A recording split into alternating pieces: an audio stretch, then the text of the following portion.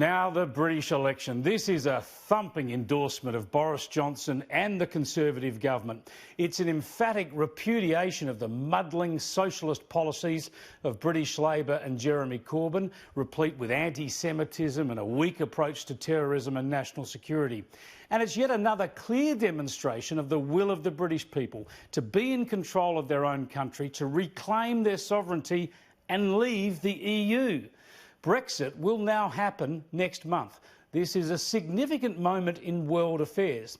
One of the most influential nations in the history of the modern world, once a vast colonial power, still a permanent member of the UN Security Council, a nuclear power to boot, the world's fifth largest military nation and fifth largest economy, the United Kingdom has turned its back on the supranational project of the European Union, and it will go back to making its own way in the world. I have always argued that this was the wise decision. It recognises the supremacy of the nation state and the voters and people who live within it.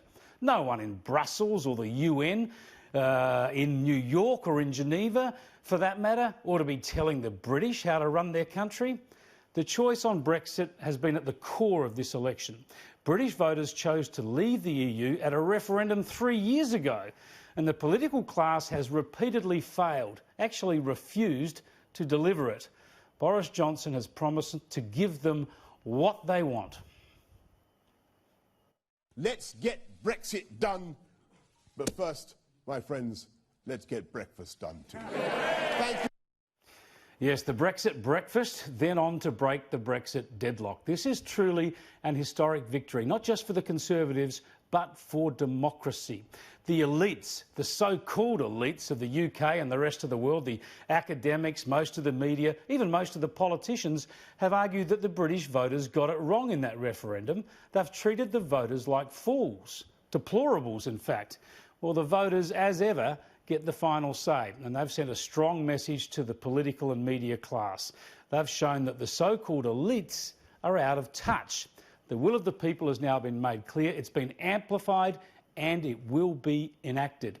There is a global narrative here, and it's played out in the United States, Australia as well, and the UK. Just like Donald Trump and Scott Morrison, Boris Johnson and his party have stood up for their national interest, their borders and their sovereignty, and just like them, he's resisted the extreme green left zeitgeist that dominates debate, especially on social media. And we wonder whether the left will ever learn. I want to also make it clear that I will not lead the party in any future general election campaign. I will discuss with our party to ensure there is a process now of reflection on this result and on the policies that the party will take going forward. Now, on the other hand, the Tories appealed to the quiet Brits, and even in staunchly Labor areas, they've turned out in droves to support them.